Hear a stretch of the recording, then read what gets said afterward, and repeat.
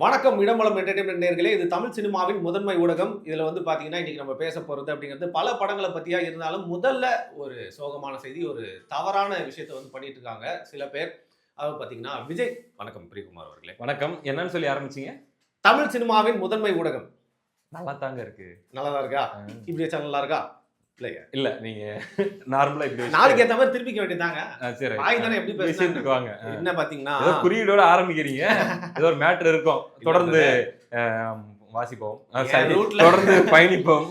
என் ரூட்ல நான் போறேன், உங்க ரூட்ல நீ போறீங்க. யாருமே கிராஸ் ஆனா கோவம் வரும். அதே மாதிரி வந்து பாத்தீங்கன்னா, விஜயோட ரூட் அப்படிங்கிற அந்த பப்ளிசிட்டி நிறுவனம் பிஆர் ஏஜென்சி அவங்க என்ன பண்றாங்க அப்படின்னு பாத்தீங்கன்னா, நல்லா ஓட வேண்டிய தமிழ் மொழிக்காக, தமிழ் இனத்திற்காக, திராவிட அரசியல் மட்டும் இல்லாம தமிழ் இனத்துக்காக ஒரு சவுத் இந்தியன் அரசியலை பேசின இந்த பராசக்தி படத்தை அந்த ரூட் நிறுவனத்தை வச்சு ட்வீட் போடுறது, வாட்ஸ்அப்ல மெசேஜ், இன்ஸ்டாகிராம்ல ஸ்டோரிஸ், ஃபுல்லா ரைட் அப்ஸ் அப்படின்னு சொல்லிட்டு அந்த படம் வந்து ஓடவே ஓடாத மாதிரி, அது ஏதோ தோல்வி படம் மாதிரி ஒரு நாள் ஃபுல்லா பிஆர் பண்ணி இன்னைக்கு பராசக்தி ஒரு 100 கோடி வசூல அடைஞ்சிருக்க வேண்டிய படம் இன்னைக்கு 50 கோடியிலே நிக்குது. ஸோ இது ஒரு தவறான சினிமா அரசியலா நான் பாக்குறேன். இதை பத்தி நீங்க என்ன நினைக்கிறீங்க? அதாவது மொத்தமா சேர்ந்து இவங்க தான் ஜெகதீஷ், இந்த ரூட் இவங்க தான் முடிச்சு விட்டாங்க. ஆமா, முழுக்க சோஷியல் மீடியா கேம்பெயின் மூலமா முடிச்சு நல்லா ஓடிட்டு விட்டாங்க. வேண்டிய பராசக்தி படத்தை பராசக்தி படம் அப்படின்ட்டு இப்போ ஓடிட்டு இருக்குது சோஷியல் மீடியால. அதை நீங்க நம்பி இப்போ என்கிட்ட கேள்வி கேட்கறீங்க. அதான் நம்பிட்டீங்க. தெரியுது. தெரியுது. பயங்கரமா கன்வின்ஸ்டு நீங்க அந்த ஒரு ப்ரொபகண்டால. சரி பிரதர். அப்படியே எடுத்துக்கலாம். சரியா? எனக்கு உண்மையில அந்த ரூட்னா என்ன, யாரு, இல்ல ஜெகதீஷ் அவரு எங்க இருக்காரு அதெல்லாம் எனக்கு தெரியாதுங்க. லாஜிக்கலா கேட்போம். இப்போ ஜனநாயகனுக்கு பின்னாடி ஜெகதீஷ் இருக்காரு. இப்படி வச்சுக்கலாமா? அவர்கிட்ட ஒரு மாஃபியா இருக்கு. ஜெகநாயகன். சரி. பராசக்திக்கு பின்னாடி யார் இருக்காங்க? பராசக்திக்கு பின்னாடி பாவம் யாருமே இல்ல. யாருமே இல்ல. யார் இருக்கா? ஆகாஷ் பாஸ்கர்னு ஒரு சின்ன பையன் பேங்க்ல லோன் வாங்கி படம் எடுத்துட்டு இருக்காப்ல. டான் 10 ரூபாயா சேவ் பண்ணறாமே அந்த படம் எடுக்கிறதுக்காக. கிரவுட் ஃபண்டிங் படமா அது? இல்ல. கிரவுட் ஃபண்டிங் ஒரு டப்பா வாங்கி வச்சு 10 ரூபாயா அதுல போட்டு சிறு சேமிப்பு பண்ணாரு. சீரியஸ்லி. உண்டியல் குலுக்கி எடுத்த படம் அது. சரி, வேற யார் இருக்காங்க பராசக்தி பின்னாடி? பராசக்திக்கு பின்னாடி வேற யார்? சின்ன பையங்க. ஒரு சின்ன பையன், ஆண்டர்பிரனர். அத பாத்தீங்கன்னா நம்ம ஒரு பையனை வந்து டாடா வந்து வளரும் இளம் தொழிலதிபர். அதே மாதிரி இப்போ சின்ன பையனை வந்து ஆண்டர்பிரனரா வளர்த்திருக்காங்க. அவன் வந்து பாத்தீங்கன்னா சின்ன வயசுலயே தன்னோட ஏழை தாத்தாக்கு 2 crores கார் வாங்கி கொடுத்திருக்கான். அவர் இப்போ சிஎம்மா வேலை கிடைச்சு வேலை பண்ணிட்டு இருக்காரு. பரவாயில்லையா?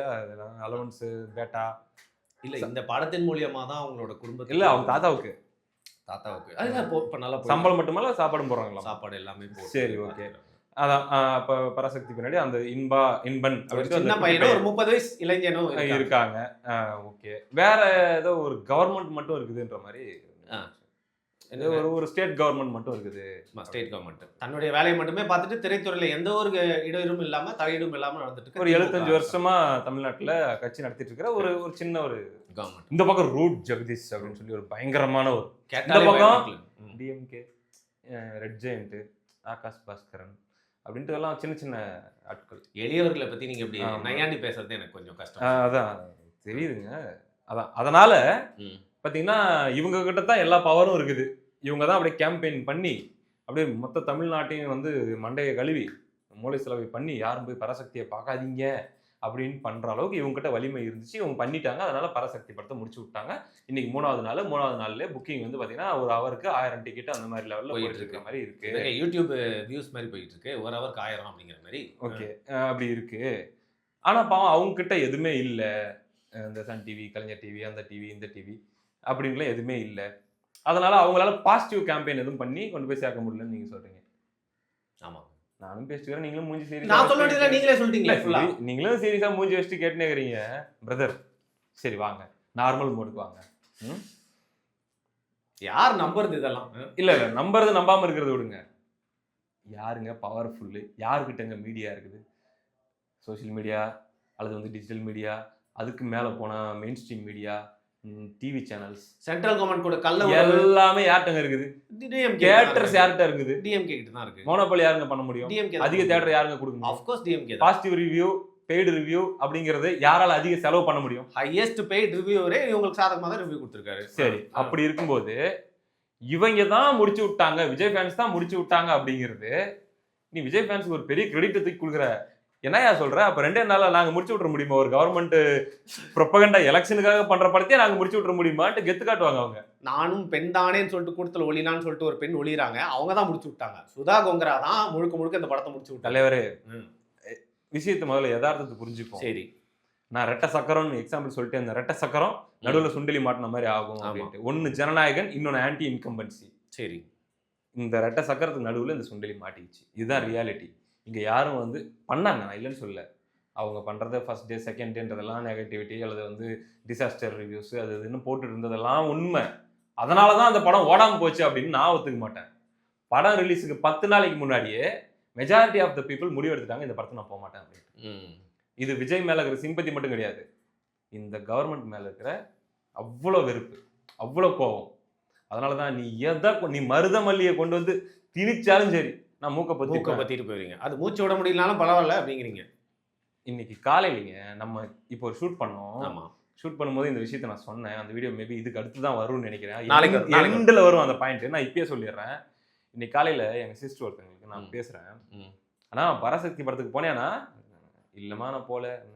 ஐயோ நாங்க யாருமே போல, எங்க வீட்டுல யாரோ ஒருத்தர் கேட்டாங்க போவே கூடாதுன்னு சொல்லிட்டோம். அது என்னத்துக்குன்னா விஜய் வந்து உங்களுக்கெல்லாம் தோக்கக்கூடாதுண்ணா. இதெல்லாம் அவங்கலாம் வந்து பாத்தீங்கன்னா ட்விட்டர் ட்ரெண்டிங் அதெல்லாம் பார்க்க கூட மாட்டாங்க. இயல்நிலை மக்கள் அவங்கலாம். எப்படி அது வந்துச்சு அவங்களுக்குள்ள? பிரதர் இது விடுங்க, இது வெறித்தனமா விஜய் இதுக்கும் அதுக்கே நான் போலங்க. நான் ஒரு சினிமா ரசிகர். நான் உட்காந்து தியேட்டர்ல படம் பார்த்துட்டு இருக்கேன் ஃபர்ஸ்ட் டே ஃபர்ஸ்ட் ஷோ. நான் என்ன சொல்றேன், அந்த எலேட்டட் சீன்ல ஒரு தமிழ் மொழியை பத்தி நீங்க பேசுறப்போ ஹீரோ வந்து ஒரு டர்னிங் பாயிண்ட் விஷயம் பண்றான். ஃபர்ஸ்ட் டே ஃபர்ஸ்ட் ஷோ ஒரு 2 பேரா விசில் அடிச்சு கை தட்டணும்ல, அப்படி ஒரு மொமெண்டே படம் ஸ்டார்டிங்ல முடிவு வரைக்கும் வரவே இல்லை. காரணம் என்ன அப்படின்னா படம் அவ்வளவு மோசம் அப்படின்னு கூட ஒத்துக்க முடியும். ஒரு சிலர் நல்லா இருக்குதுன்னு சொல்றாங்க, ஒரு சிலர் ஒர்க் ஆச்சுன்னு சொல்றாங்க. நான் அது கூட வரல. நல்லா இருக்குதா நல்லா இல்லையான்னு கூட நான் தெரிஞ்சுக்க விரும்பல. ஐ ஜஸ்ட் பாய்காட் அப்படின்னு சொல்லி அப்படியே ஒரு பெரிய ஒரு மாஸ் ஒரு பெரிய ஒரு நம்பர் ஆஃப் பீப்புள் அவங்களா முடிவு எடுத்துட்டாங்க. ரிவ்யூக்கெல்லாம் அவங்க வெயிட் பண்ணல. நீ செம பாசிட்டிவ் ரிவ்யூ கூட கொடு, நான் பார்க்கலன்ட்டு அவங்க முடிவு எடுத்துட்டாங்க. இன்னைக்கு நீ வந்து நெஞ்சிலை மாறி அடிச்சுட்டு இந்த விஜய் கும்பலால் எல்லா சினிமாவும் நாசமாகிறது, எல்லா சினிமாவும் அழிக்கிறாங்க. ஒருத்தர் கூட பேசியிருந்தாரு, உனக்கு எதிரில் யாரும் படமே விடக்கூடாதா, உனக்கு எதிரில் வரவெல்லாம் செத்து போயிடணுமா, அழிஞ்சு போயிடணுமா, வேற எவனும் வாழவே கூடாதா அப்படின்லாம் பேசிட்டு இருந்தாங்க. ஆமா ஆமா ஆமா. பரிதாபப்பட்ட ரெட் ஜெயண்ட் வாழவே கூடாதா, நான் கூட பரிதாபப்பட்ட ஆகாஷ் பாஸ்கரன் வாழவே கூடாதா, தமிழ்ல பரிதாபப்பட்ட திமுக ஒரு படம் கூட ரிலீஸ் பண்ண கூடாதா உனக்கு எதிரா? அவர் மாதிரியே பண்றீங்களே. இல்ல நல்லா இல்ல, ஏன்னா அவர் பண்ணதே நல்லா இருக்காது. அதனால சொல்றேன். இல்ல பரவாயில்ல சொல்லுங்க. ஓகே பிரதர், நான் தமிழ்ல பார்த்து என்ன ஏமாந்தேன்னா, நாம் ஏன் இந்த பதத்தை எதிர்க்கிறோம் அப்படின்னு போட்டுருந்தாரு. ஆஹா நம்மள மாதிரி உணர்வுபூர்வமா பேசியிருக்காரு பார்த்தா முதல் முட்டு முழு முட்டு. இல்ல பிரதர், நான் தமிழ் தேசியவாதிங்க நான் பார்த்த வரைக்கும் எல்லாருமே இது இந்தி திணிப்புக்கு எதிரான படம் இல்ல, தெலுங்கு திணிப்புக்கு ஆதரவான படம்னு சொல்லி பேசிட்டு. சரி, ஆனா ஒரு குறிப்பிட்ட நபர் மட்டும் வேற ஒரு ரூட்ல எடுத்துட்டு போறாரு. இப்ப ஊர்ல இருக்கிறவன பூரா மத்தவன பூரா இவன் நல்லவன், இவன் துரோகி, இவன் சரியானவன், இவன் சரியில்லாதவன் அப்படின்ட்டுலாம் வந்து பகுப்பாய்வு செய்யற அளவுக்கு அறிவு இருக்கும். டிஎன்ஏ டெஸ்ட் லெவலுக்கு போயிடுறாங்க, அறிவு இருக்கும். ஆனா கூடயே இருப்பான் ஒருத்தன். இந்த தமிழ் படம் 2ன்னு நினைக்கிறாங்க. நாட்டுல தீவிரவாதிகளுடைய புழக்கம் அதிகமாயிருச்சு, நடமாட்டம் அதிகமாயிருச்சு. இந்த போலீஸ் கமிஷனர் ஆபீஸ்ல வந்து எல்லா போலீஸுகளும் சீரியஸா டிஸ்டர்ப் பண்ணிட்டு இருப்பாங்க. மானிட்டர் பண்ணணும், இதுக்கெல்லாம் ஸ்பெஷலான நம்ம இதெல்லாம் பண்ணிட்டேன். அப்போ அப்படியே டீ எடுத்துக்கிட்டு பின்லாடன் கிட்டப்போ ஒருத்தன் வந்து இப்படி டீ வச்சுட்டு இப்படி பார்த்துட்டு போயிடுவான். அந்த மாதிரி தூரத்தில் இருக்கிறதெல்லாம் தெரியும், கூடயே இருக்கிறது தெரியாது. தூரத்தில் இருக்க சுண்டலி தெரியும், பக்கத்தில் இருக்க பெருச்சாலி தெரியாது சொல்லிட்டு போங்க. அப்படி இந்த பெருச்சாலி ஏன் இப்போ அம்மனமா ஓடுது, இந்த பெருச்சாலி ஏன் மாங்குன்னு பராசக்திக்கு முட்டு கொடுக்குது, என்ன காரணமா இருக்கும் அப்படின்ற சுய அறிவை பயன்படுத்த மாட்டாங்கன்னு சொல்ல மாட்டேன். சுய அறிவு இருக்குது, பயன்படுத்த விரும்ப மாட்டாங்க. ஏன்னா பயன்படுத்தினாங்கன்னா அவங்க நினைக்கிறதுக்கு ஆப்போசிட்டான ரிசல்ட் கிடைச்சிரும். ஸோ அவன் யாரை நல்லவன் பார்க்க விரும்புகிறானோ அவனை பற்றி நான் வந்து சந்தேகம் வந்தாலும் ஸ்கிப் பண்ணிடுவேன். யாரை நான் கெட்டவன் பார்க்க விரும்புகிறேனோ அவனை பற்றி வந்து நானாக டெவலப் பண்ணிட்டே போவேன் என்னுடைய புலனாய்வு திறமையை. இப்படின்னு ஒரு குரூப் இருக்குது. I love them but I PT on them. இல்லை நான் என்ன ஓகேவா இருங்க ப்ரோ. இல்லை இந்த படத்தை பற்றி நம்ம தேவையான அளவுக்கு அலசிட்டதுனால நான் பராசக்தி பத்தியே பேசலைங்க. இங்க இருக்கிற இங்க என்ன நடந்துட்டு இருக்குதுன்றத பத்தி பேசிட்டு. விஜய் ஃபேன்ஸ் வந்து அவங்க கூட யாருமே வரக்கூடாது, யாருமே போட்டி போடக்கூடாது, விஜய் கூட யாருமே ரிலீஸ் பண்ணக்கூடாது, ஒளிச்சு விட்டுருவாங்க, முடிச்சு விட்டுருவாங்கன்ட்டு இன்னைக்கு பேசிட்டு இருக்காங்கல்ல. எல்லாரும் சேர்ந்து ஒரு நரேட்டிவ் செட் பண்ணிட்டு இருக்காங்கல்ல, இவங்க தான் பரிதாபப்பட்ட பராசக்தி முடிச்சு விட்டாங்கன்ட்டு. சரி நான் கேட்கிறேன், இந்த படம் வந்துச்சுங்க நம்ம பிகில் 2019 கூட கைதின்னு ஒரு படம், 2வது படம் லோகேஷ் கனகராஜ். ஆமா, லோகேஷ் கனகராஜ்ன்ற பேர் கூட அப்பெல்லாம் நம்மளுக்கு அவ்வளோ ஒன்றும் தெரியாது. மாநகரம் சூப்பரா ஓடிச்சுங்க படம், நல்ல ரிவ்யூ வந்துச்சு. எந்த விஜய் ஃபேன்ஸ் வந்து அந்த படத்தை ஒழிச்சு கட்டணும், காலி பண்ணணும். கைதிக்கு மரியாதை இல்ல, கதைக்கு மரியாதை. 100 crores மேல பண்ணிச்சுங்க. யாரும் அதுக்கு எடுத்துக்கணும் நினைக்கலையே. பீஸ்ட் வந்தப்ப கேஜிஎஃப் 2 மான்ஸ்டர், அதாவது இந்தியா லெவல்ல பயங்கர ஹைப் இருக்கிற படம் வந்துச்சு. 194 மில்லியன் வியூஸ் போச்சு 24 மணி நேரத்துலயும் ட்ரைலர். அந்த படத்தை வச்சு மத்த ஹீரோஸுடைய ஃபேன்ஸை வந்து விஜய் டார்கெட் பண்ணாங்க. வச்சு செய்ய போறான் உன்னை கர்நாடகால இருந்து வந்து யஷ் அப்படின்னு சொல்லி. அப்ப கூட வந்து பீஸ்ட் நல்லா இருக்கு, ஆனா இது யஷ் படம் வந்து கேஜிஎஃப் 2 தரமா இருக்கு அப்படின்னு தான் பேசிட்டாங்க. யாரும் வந்து கேஜிஎஃப் 2 திட்டமிட்டு ஒழிச்சு கட்டணும் ஒரு சுமாரா போன படம். ஆமா, ரூட் மாஃபியா அல்லது வந்து ஜெகதீஷுடைய டீம் விஜயோட டீம்னு சொல்லி கேஜிஎஃப் 2 ஒழிச்சு கட்டணும்னு எதுவும் பண்ண மாதிரி தெரியலையே. நெகட்டிவ் கேம்பெயின் அப்படியே எடுத்து பண்ணாங்கன்ட்டு பண்ணியிருந்தா ஏன் அப்ப அந்த படம் ஓடிச்சு. அடுத்து மாஸ்டர் படத்தை கூட எஸ்டிஆர் படம் வந்துச்சு. அப்பதான் ஒரு ஃபிட்னஸ் எல்லாம் பண்ணி ஒரு சின்ன ப்ராஜெக்டா குயிக் ப்ராஜெக்டா பண்ணாரு சுசீந்திரனுடைய டைரக்ஷன்ல. அந்த படம் தான் ரிலீஸ் ஆச்சு. அந்த படத்துக்கு எங்களுக்கு எதிராக ஏன் நீ வந்த, நாங்களே வந்து இத்தனை மாசம் வெயிட் பண்ணி தியேட்டரிக்கல் ரிலீஸ்க்குன்ட்டு வரோம், நீ ஏன் வரேன்னு சொல்லி எஸ்டிஆர் அடிச்சாங்களா? அப்புறம் எதுக்கு வந்து உனக்கு எதிராக யாருமே வரக்கூடாதா, வந்தா நீ இப்படி தான் அடிச்சு ஒடிப்பியா, காலி பண்ணிடுவியா, அழிச்சு போட்டுருவியா, கொண்டு போட்டுருவியான்ட்டுலாம் என்ன பேச்சு? ஏங்க கடைசியில பராசக்தி தாங்க வந்துச்சு, இவங்க வரவே இல்லையா? அப்புறம் இந்த லாஜிக்கே இல்லையே பேச்சுல. சிவகார்த்திகேயன் ஒரு தனி சிவகார்த்திகேயனா வந்துதான் இங்க யாருமே எதுவும் சொல்லிட்டு போறது இல்லை. சிவகார்த்திகேயன் பின்னாடி இருந்து யாரெல்லாம் இயக்கி அல்லது வந்து யாரு இதை விஜய்க்கு எதிராக பொசிஷன் பண்ணணும்னு நினைச்சாங்கன்றதை எல்லாரும் புரிஞ்சுக்கிட்டதுனாலதான் விஜயோ விஜய் ரசிகர்களோ சொன்னாலும் சொல்லலனாலும் மக்கள் புறக்கணிச்சாங்க இந்த படத்தை. இதுக்கு காரணம் விஜய் மேல இருக்கிற அன்பு மட்டும் இல்ல, இந்த 4.5 வருஷம் ஆட்சியுடைய அழகும் தான். அந்த ஒரு கோவம் இந்த படம் மேல வந்துச்சுன்றீங்க.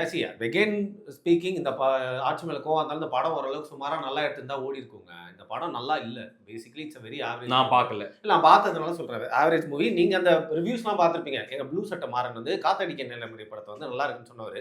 அவரே வெளியில இருந்து வந்து பாத்தீங்கன்னா இந்த படத்தை வந்து கழுவி ஊத்திருக்காரு. அந்த படத்தை ஏன் நல்லா இருக்குதுன்னு சொன்னாரு. அது துப்பாக்கி வச்சுட்டாங்க ஃப்ரேம்ல. எப்படி ஃப்ரேம் விட்டு வெளில பண்ணிங்கன்னா துப்பாக்கி இருக்கும், அப்படியே துப்பாக்கி வச்சு அப்படியே வந்து அவர் சொல்ல வச்சுட்டாங்க. ஆமா, அதை விட்டு வெளில பண்ணிங்கன்னா துப்பாக்கி இருக்கும். இனிமே அப்படி ஆயிடுச்சுங்க. நான் என்ன சொல்றேன், பழசத்தை விடுங்க சரியா. பொங்கலுக்குன்னு பாத்தீங்கன்னா 2-3 படம் வருது. அந்த படத்துல நீங்க ஏதாவது ஒரு படம் போய் பாப்பீங்களா? நான் படம் பேர்லாம் சொல்றேன், உங்களுக்கு ஆவல் இருக்கா இல்லையா சொல்லுங்க. பெங்களூர் போறதுக்கு முன்னாடி நம்ம 2 பேரும் அந்த படத்தை போய் பார்க்க வேண்டியிருக்கு. பெங்களூர்ல என்ன வேலை? ஜனநாயகன் படம் வந்தா போய் பார்க்கணுங்க. வருமா? எலெக்ஷனுக்கு அப்புறம் வந்தாலும் பெங்களூர் போவோங்க நம்ம. சரி, எலெக்ஷனுக்கு அப்புறம் அங்க போயிட்டீங்க நீங்க. 6 மணி ஷோ நம்ம பார்த்தே தீர்றோம். ஐயா எடப்பாடியார் அவர்கள் ஆட்சியிலே.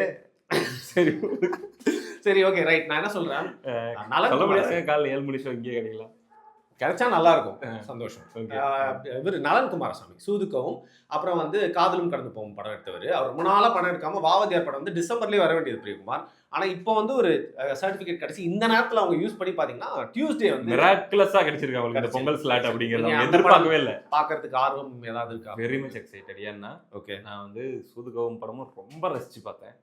காதலும் கடந்து போகும் படத்தை ரிப்பீட்டடா பார்த்தேன். அது வந்து ஒரு ஈரானியன் மூவியோடைய தழுவல்னு சொன்னாங்க. கொரியன் மூவியோடைய கொரியர்னு சொல்லிட்டேன், ஏதோ கட் பண்ணிடாதீங்க ஓகேவா. கொரியன் மூவியோடைய தழுவல்.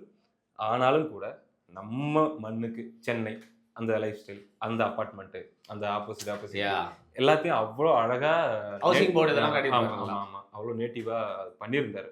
நம்ம ஊருக்கு லோக்கலைஸ் பண்ணி ரொம்ப பிடிச்ச படம். அந்த பாட்டு என்னுடைய மோஸ்ட் ஃபேவரட் என்னவா இருக்க முடியும், அக்கம் பக்கம் பார் அந்த பாட்டு. அந்த மழை ஈரத்துல புகை வந்து அப்படி இழுத்து விடுவாங்க, சமையல்லாம் பண்ணுவாங்க. நல்லா சமையல் பண்றது ஒண்ணு, இவங்க கூட பிடிச்சிட்டு ரோட்ல போவாங்க, இவர் ஒரு டீ கடையில இருந்து அப்படி ஒரு விடுவாரு. ஐ டோன்ட் ப்ரொமோட், சினிமாட்டிக்கா ரொம்ப நல்லா பார்க்க வந்து அப்படி இருக்கும். ஒருவேளை ஸ்மோக்கர்ஸா இருந்தாங்களா அவங்களுக்கு அப்படி கனெக்ட் ஆகும். சரி விடுங்க, இல்ல நல்ல இதுக்கு பேசி கியூட்டான படம், ஃபீல் குட் படம் ஓகேவா. சோ செம படம். அந்த எண்ட் வந்து அப்படி இருக்கும். மணிகண்டனுடைய அந்த சின்ன ரோல் ஃபர்ஸ்ட் டைம் அழுவ ஆரம்பிச்ச படம் அந்த மணிகண்டன். அவ்வளவு சூப்பரா இருக்கும். மணிகண்டன் அடிச்சு துரத்தாரு இவரு விஜய் சேதுபதி. அதெல்லாம் செம்மையா இருக்கும். ஸோ அந்த டைரக்டர் இவ்வளோ இயர்ஸ் கழிச்சு ஒரு படத்தோட வராரு. அவர் என்ன சொல்லியிருக்காரு அப்படின்னா, ஒரு கமர்ஷியல் படமா நான் பண்ண போறேன், என் ஸ்டைல்ல பண்ண போறேன், அதுதான் வாத்தியார்னு சொல்லியிருக்காரு. அதுல வேற ஒரு பாட்டுல ஒரு லிரிக் வேற, என்ன தீய சக்தி பவர் தீச்சிடுவன் அவரு என்கிட்ட மோதுனா நான் மெட்ராஸ் செவரு. நீங்க தீய சக்தி அப்படிங்கிற வார்த்தையை கேட்டாலே பராசக்தி ரிலீஸ் ஆச்சு. ப்ரொமோல ஸ்டுடியோ கிரீன் இதை தான் கட் பண்ணி போட்டிருக்காங்க. திட்டமிட்டு தாங்க போட்டிருக்காங்க. ஃபர்ஸ்ட்ல ஓம் சக்தி பராசக்தின்னு வாயில இருப்ப, பராசக்தி உடனே தீய சக்தி அப்படிங்கிறாங்க. ஸோ நான் இந்த படத்துக்கு உண்மையிலேயே எக்ஸைட்டட். நம்ம போறோம், கண்டிப்பா போறோம். வந்து நம்ம ரிவ்யூ டிஸ்கஷன் எல்லாத்தையும் போட்டு நொறுக்குறோம். அடுத்து வந்து டிடிடின்னு ஒரு படங்க. அந்த படமும் நான் ரொம்ப நாளாவே கேட்டு ஜீவா படம் ஃபாலோ பண்ணிட்டு இருக்கேன். நல்லா வந்திருக்கு ரைட்டிங்கா நல்லா வந்திருக்குன்ட்டு. இதுல பாருங்க அதுலயும் ப்ரோமோல ஒரு டயலாக், கண்டிஷன்ஸை ஃபாலோ பண்ணுங்கடா அந்த டைலாக். ஆனா அந்த டயலாகை ஒரிஜினலா பேசுனதுக்கு அப்புறம் ரெடி பண்ணி ப்ரோமோல ஆட் பண்ணிருக்காங்கன்னு நான் நினைக்கிறேன். நல்லா இருக்கு. பட் அந்த படமும் நல்லா எழுதியிருக்காங்க, ரைட்டிங்லயே அந்த படம் நல்லா வந்திருக்குன்ட்டு ரொம்ப நாளா கேள்விப்பட்டு இருக்கிற ஒரு நியூஸ். ஸோ இந்த 2 படத்துக்கும் ஐ அம் எக்ஸைட்டட். ஓகே, அப்போ திரௌபதி 2ங்கிற ஒரு வரலாற்று படம் வருது, அதுக்கு நீங்க வர மாட்டீங்களா? போலாம். இல்ல பரவாயில்ல விடுங்க, உங்களுக்கு ஒரு சேனல் இருக்கு, எல்லா படத்தையும் பார்த்துட்டே இருந்தா உங்க வேலையை நீங்க பார்க்க முடியாதுல்ல. நீங்க அதுக்கு வர முடியல, நான் போயிட்டு வரேன். திரௌபதி 2 நான் போயிட்டு பார்த்துட்டு வந்து சொல்றது நீங்க அந்த பராசக்தி நல்லா கேள்வி கேட்டீங்கல்ல, கேட்டீங்கல்ல, நான் வரேன். நீங்க அதே மாதிரி கேள்வி கேளுங்க உட்காந்து, நான் வந்து அந்த படத்தை பார்த்துட்டு பதில் சொல்றேன். ஓகே, ஆனா 2 படத்துக்கு வரீங்க நீங்க. வாவாத்தியாரு, ஷூர். அது பேர் என்ன, தலைவன் தலைவர் தம்பி தலைமை. ஓகே, அந்த படத்துக்கு 3 படம் வருதுங்க. எனிவே எவ்வளவு நாள் தான் அந்த பராசக்தி ஜனநாயகம் பத்தி பேசிட்டு இருக்குது. வர படத்தை என்ஜாய் பண்ணுவோம். தேங்க்யூ பிரியகுமார். நம்ம வந்து அடுத்து பெங்களூர் தான் வந்து சந்திப்போம்னு நினைச்சேன். பட் காசி தியேட்டர்ல டியூஸ்டே மார்னிங் உங்களை சந்திக்க போறது நினைச்சேன். எனக்கு ரொம்ப சந்தோஷமா இருக்கு. நன்றி. நன்றி.